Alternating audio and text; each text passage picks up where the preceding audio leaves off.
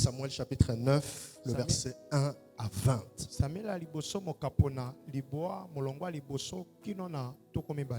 1 Samuel chapitre 9, 1 à 20. Et nous allons sauter pour prendre le chapitre 10, le verset 1er.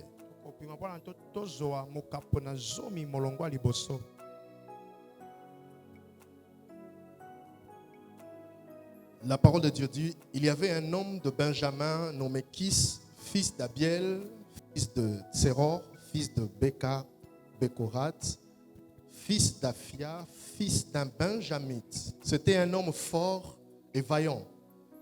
Il avait un fils du nom de Saoul, jeune et beau, plus beau qu'aucun des enfants d'Israël, et le dépassant tous de la tête. Les ânesses de Kis, père de Saoul, se garèrent. Et Kis dit à Saoul son fils, prends avec toi l'un de serviteurs, lève-toi, va et cherche les ânesses. Il passa par la montagne d'Éphraïm et traversa le pays de Shalisha sans le trouver. Ils passèrent par le pays de Shalim et elles n'y étaient pas. Ils parcoururent le pays de Benjamin et ils ne le trouvèrent pas. Ils étaient arrivés dans le pays de Tsouf lorsque Saoul dit à son serviteur qui l'accompagnait, viens, retournons de père que mon père, oubliant les ânesses, ne soit en peine de nous. Le serviteur lui dit, voici, il y a dans cette ville un homme de Dieu, et c'est un homme considéré. Tout ce qu'il dit ne manque pas d'arriver. Allons-y donc, peut-être nous fera-t-il connaître le chemin que nous devons prendre. Saoul dit à son serviteur, mais si nous y allons, que porterons-nous à l'homme de Dieu? Car il n'y a plus de provisions dans nos sacs, et nous n'avons aucun présent à offrir à l'homme de Dieu. Et Saoul était un roi proposé par Dieu sous une contrainte. Parce que frères et sœurs, dans le domaine de la volonté de Dieu, ce que nous devons comprendre, il y a la volonté parfaite de Dieu, c'est-à-dire la volonté qui provient du cœur de Dieu. Et il y a la volonté permissive de Dieu. Ou deux fois Dieu, son cœur n'est pas là, mais il permet quand même. Et selon la prophétie, la royauté appartenait à la tribu de Juda. Mais comme il y avait une malédiction qui continuait à courir sur la tribu de Juda, et que le peuple d'Israël réclamait à tout prix un roi à Dieu, alors Dieu ne pouvait pas sur place ou sur les champs prendre un roi provenant de Juda. Alors il leur a donné un roi qui provenait de Benjamin, Saoul. Donc, Saoul était un roi sous une contrainte. Mais cela n'est pas notre sujet du jour. Mais regardons de plus près cette histoire et nous allons nous rendre compte qu'elle nous révèle plusieurs vérités sur la mission.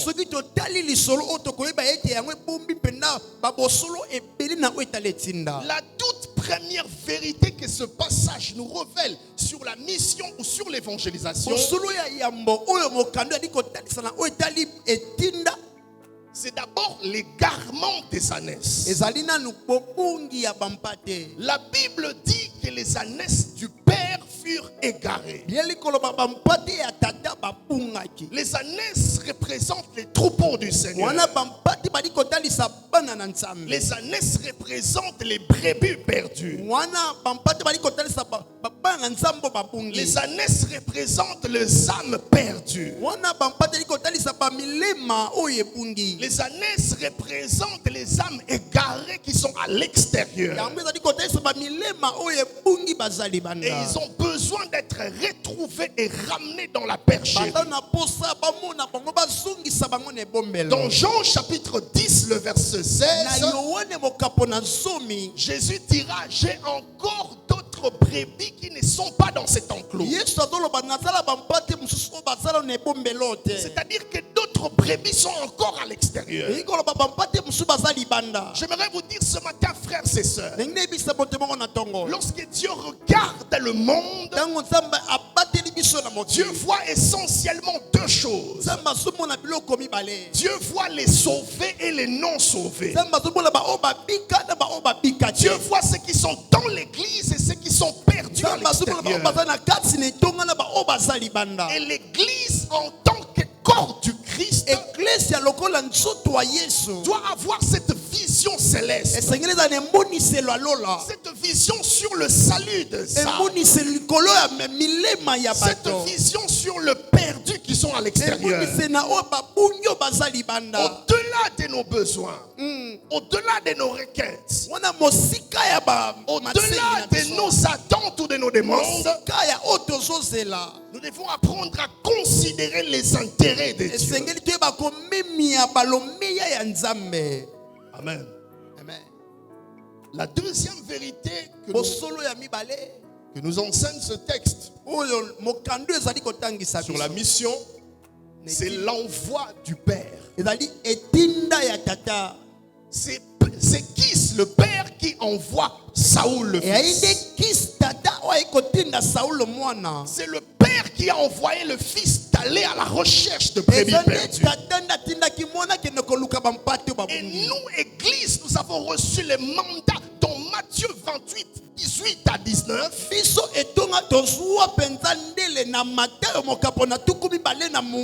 D'aller partout et de faire de nations de disciples. Dieu nous a donné l'ordre de mission d'aller rechercher le brebis égaré et de les ramener dans l'enclos. Alléluia. Amen. Alléluia. Amen. Saoul n'était pas allé de lui-même. C'était son père qui l'avait envoyé. Voilà pourquoi dans Ésaïe chapitre 6, au verset 8, l'Éternel se questionne: qui enverrai-je? Qui marchera pour nous?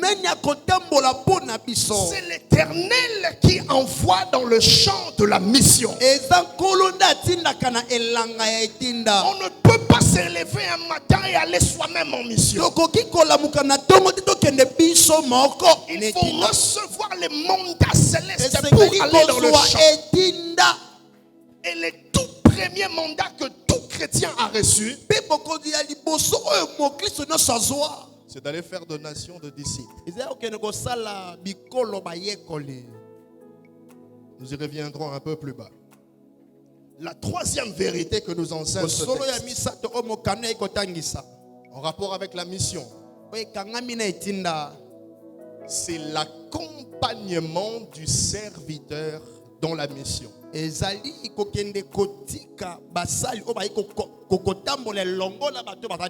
L'accompagnement du serviteur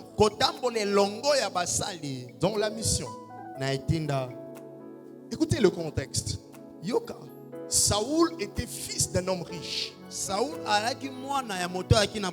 Et lorsque son père lui envoie en mission, son père ne voulait pas prendre le risque d'envoyer son fils tout seul. Alors on lui dit: prends un serviteur. Il t'accompagnera.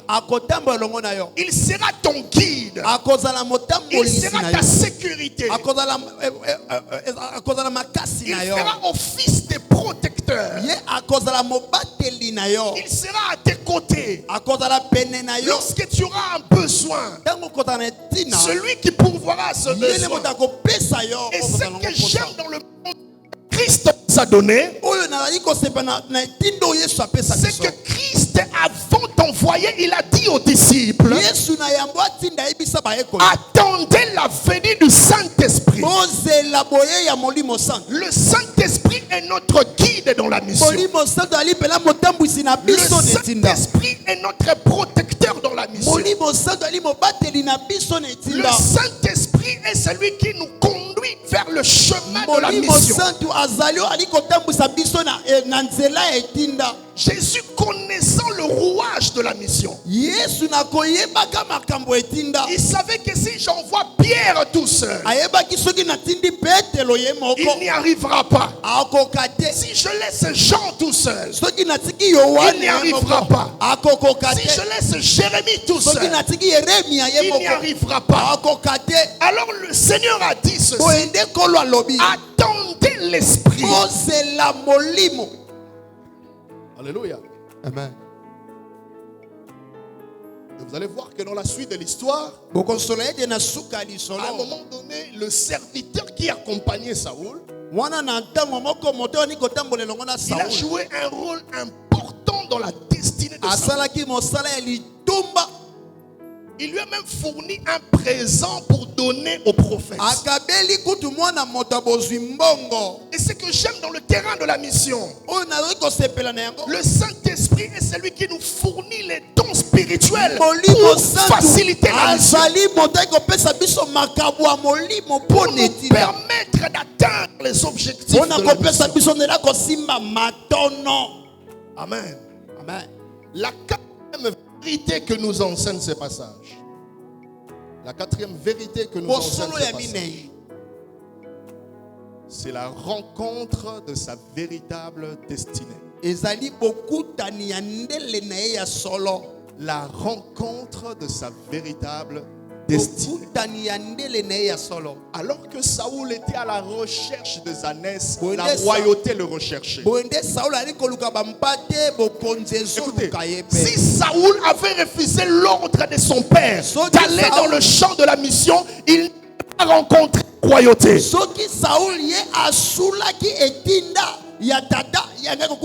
Il a rencontré la royauté parce qu'il a été obéissant à l'ordre du Père. Il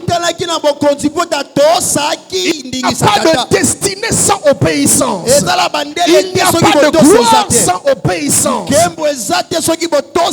L'obéissance aux instructions divines nous introduit dans le chemin de notre destinée.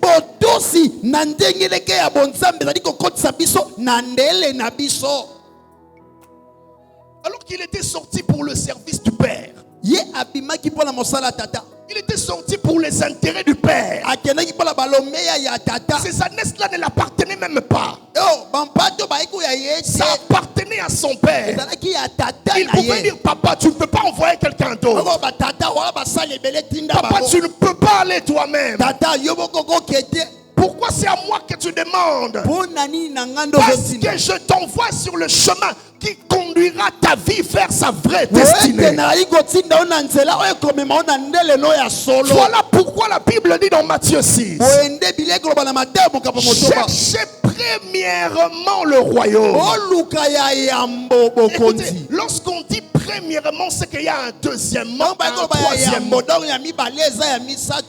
La Bible ne dit pas chercher seulement le royaume, mais on dit chercher premièrement. C'est-à-dire que c'est une question de priorité. Lorsque tu es à la recherche du royaume, le reste te recherchera. Alléluia. Le mariage te recherchera. Sur le chemin de l'évangélisation, lorsque tu te mets à la recherche des intérêts du Père, tu vas rencontrer le travail. Tu vas rencontrer ce que tu cherches.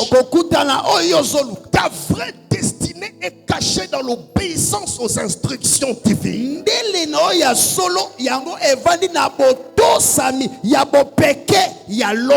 Bien-aimé, laissez-moi vous parler un peu de l'évangélisation. Vous savez, je me suis renseigné et j'ai appris qu'au Maroc, il y a eu un réveil. N'aie pas honte de l'évangile. Ça les langues fières. Tu prêches le message qui est au-dessus de tous les autres messages. Tu annonces une information au-dessus de toutes les informations. Tu arrives quelque part. Tu arrives quelque part. Tu es bien habillé. Tu sens bon. Et tu vas toquer. Oui. Bonjour. Je suis venu vous annoncez la parole de Dieu. Et puis puis tu entres, tu prêches la parole. Amen, tu fermes ta vie, tu sors. On veut te donner quelque chose. Non, non, merci. Frère, même quand tu n'as pas d'argent de transport, ne prends pas. Tu rentres. Et les gens vont dire, frère, amen. Une fois dans un taxi, j'étais entré un taxibus. Il y a très longtemps, j'ai rencontré une jeune fille de l'écodime d'une église que je préfère ne pas citer le nom, qui était en train de prêcher l'évangile. Une fille de 15 ans, je crois. En plus, elle ne connaissait pas les lingala, elle ne prêchait qu'en français. Et tout le monde était content dans les bus. Les gens commençaient à réunir l'argent, tout ça, et elle refusait. Alléluia. Bien-aimés frères et sœurs, la Bible déclare que nous devons saisir toute occasion pour prêcher l'évangile. Tu es dans un bus, tu sens l'atmosphère, prêche la parole. Tu es sur Facebook, au lieu de passer ton temps à mettre des lol, des j'aime, des MDR, si c'est quoi, prêche la parole. Tout chrétien doit prêcher l'évangile. Doit annoncer la folie de la croix. Et bien aimé, j'aimerais nous dire ceci, mes rêves. Que la construction de l'église mère ne nous enlève pas ce zèle-là pour aller prêcher dans des coins. Parce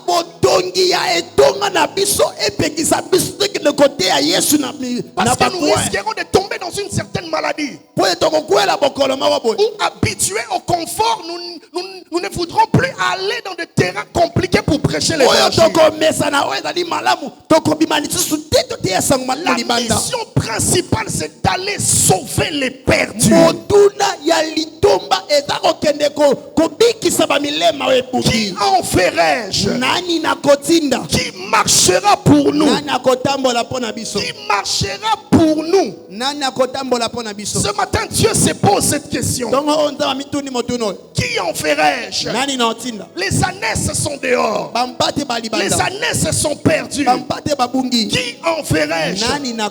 Qui est-ce que je veux envoyer? Qui ne marchera pas pour lui-même, mais pour nous. Mais on ne prêche pas pour l'argent. Ne prêche pas pour te faire connaître. Ne prêche pas pour les succès. Ne prêche pas pour avoir un nom. Ne prêche pas pour être connu. Mais prêche pour sauver les âmes. Prêche pour bouleverser des vies des autres. Prêche pour t'identifier dans la vie des autres. Ou lorsque quelqu'un regarde sa vie, il se dit, si je suis aujourd'hui serviteur de Dieu, c'est parce que ce frère-là m'a prêché. C'est parce que cette maman m'a parlé de Jésus. C'est parce que ce frère m'a invité à l'église. C'est parce que cette sœur m'a montré l'amour. Ce matin, je vois des écoles être bouleversées. Ce matin, je vois des maisons être touchées. Ce matin, je vois des quartiers être bouleversés. Par la puissance de l'évangile. Par le message de l'évangile. Bien-aimés frères et sœurs, peut-être que tu te demandes par où je vais commencer. Pour prêcher la parole. Pour prêcher la parole. J'aimerais te dire ceci. Dieu au départ, il n'avait rien. Il n'avait que la parole. Il n'avait que la bouche. Il a créé les cieux et la terre avec la bouche. Il a créé les montagnes avec la bouche. Il a créé le soleil avec la bouche. Même la pluie a été créée avec la bouche. Avec ta bouche, tu peux créer un refuge. Ta bouche est un instrument que Dieu va utiliser en cette année. Tu te dis par où je vais commencer. Mets-toi seulement à parler. Et l'Esprit de Dieu convaincra. Toi, utilise seulement ta bouche pour parler. Les apôtres n'avaient que la bouche. Wesley n'avait qu'une bouche. Haïti Niabala n'avait qu'une bouche.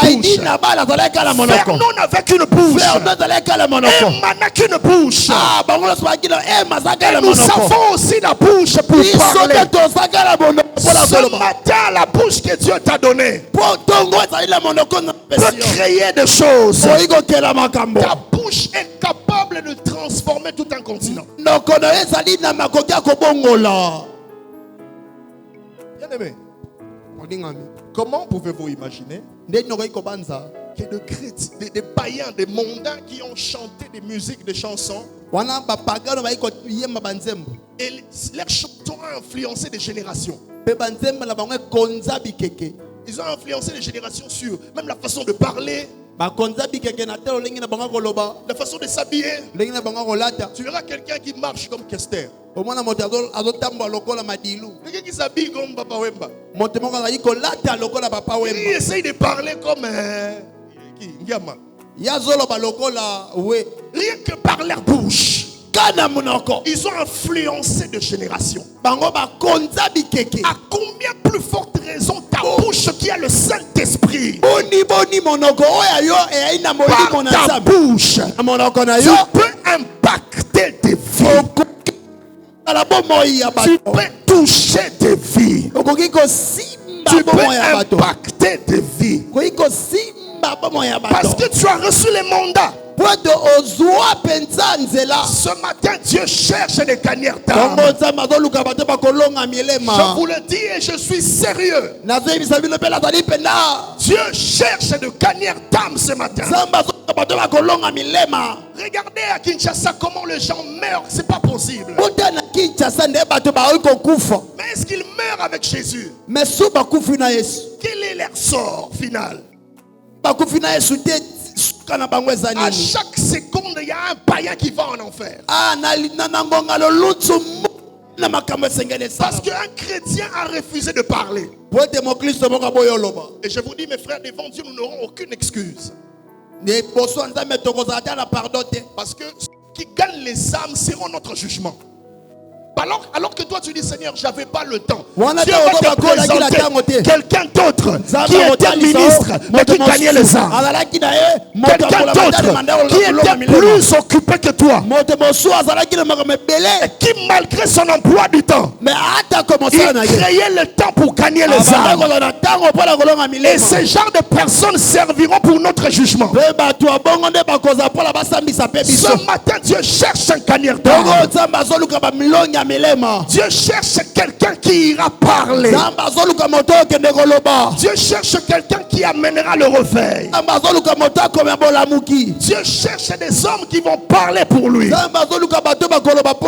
Bien-aimés frères et sœurs, pour conclure ce matin, j'aimerais nous dire, Église, ne soyons plus déserteurs. Ne soyons plus déserteurs. L'église est remplie de déserteurs.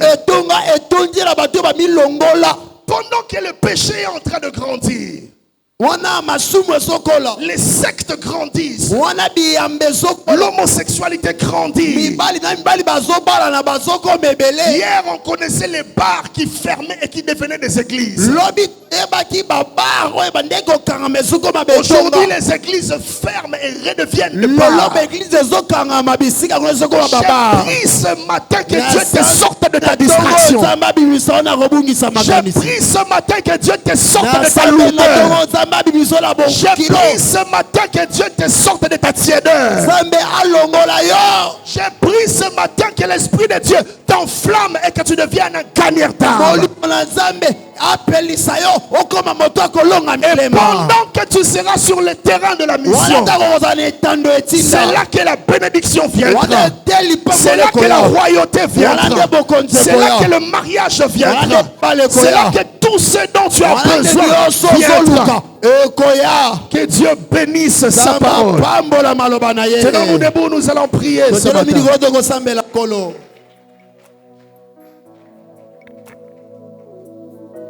Tenons-nous debout, nous allons prier.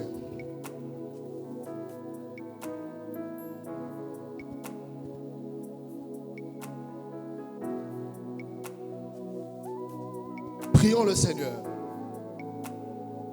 Je voudrais que tu parles à Dieu, que tu dises Seigneur, ce matin enflamme-moi. Ce matin équipe-moi. Ce matin fais de moi un gagnant d'âme. Élevons nos voix, prions le Seigneur.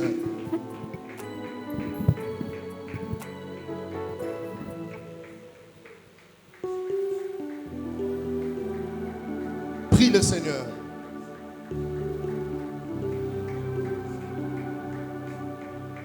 Disposé, assoiffé, que ton onction descend sur moi.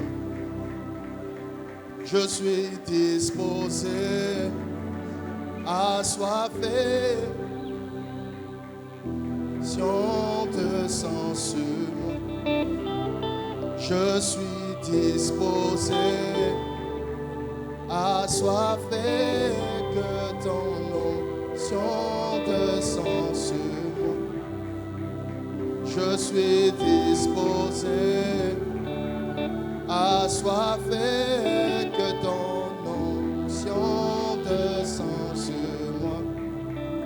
Prie le Seigneur, parle à Dieu. Est-ce que les voix peuvent monter vers le Seigneur? Parle à Dieu, dis Seigneur, je suis disposé pour ton œuvre, disposé pour la mission, disposé d'être, disposé Seigneur.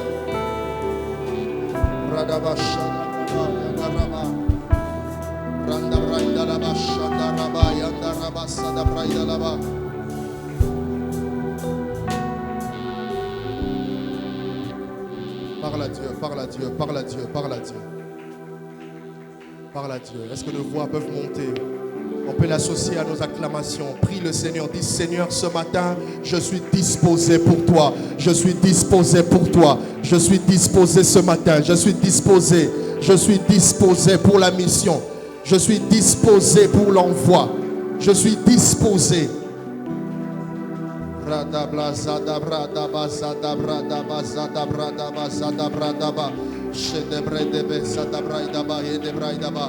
Randa baraba shedebre debe, randa baraba shadalaba sadaba yedaba radaba randaba, sadabrendebe sandabrandaba sadabrandaba, randaba shadaba rendebe yandaba radaba, randaba shadaba. Père, besoin de toi ce matin. Nous avons besoin de toi ce matin.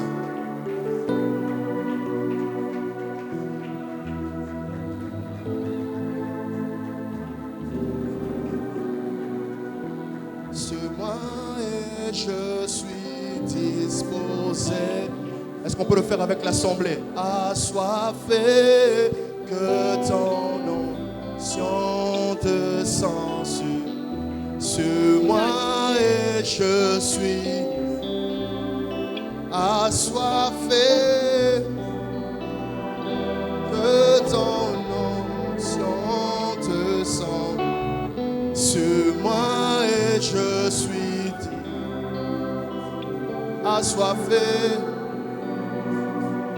que ton onction descend sur moi et je suis disposé, assoiffé,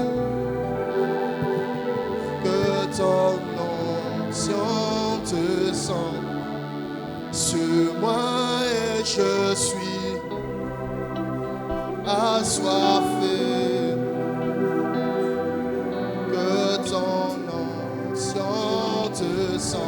Encore, sur moi et je suis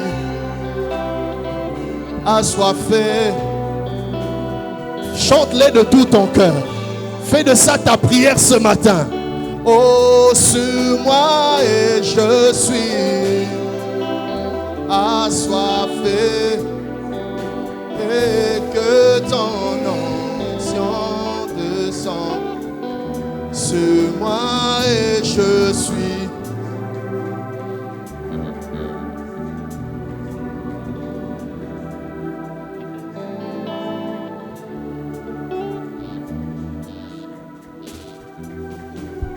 Nous sommes calmes. Restons calmes. Restons calmes. Père, tu cherches de gagner d'âme, Seigneur. Ce matin, je prie, Père, que tu te trouves de gagner d'âme au milieu de nous. Je prie, Seigneur, que tu enflammes les cœurs, que tu remplisses chacun de nous de la passion pour les âmes, que tu nous remplisses du fardeau pour les âmes. Donne-nous, Seigneur, ce matin, de voir les mondes comme toi tu le vois, de voir les hommes comme toi tu les vois. Seigneur, donne-nous d'avoir ta propre vision à toi. Seigneur, nous avons besoin de toi. Change notre perception, ranime notre fardeau, change nos priorités. Au nom de Jésus, au nom de Jésus, merci de le faire dans nos cœurs. Au nom de Jésus-Christ, nous t'avons ainsi prié. Amen. Amen. Amen. Nous acclamons le Seigneur.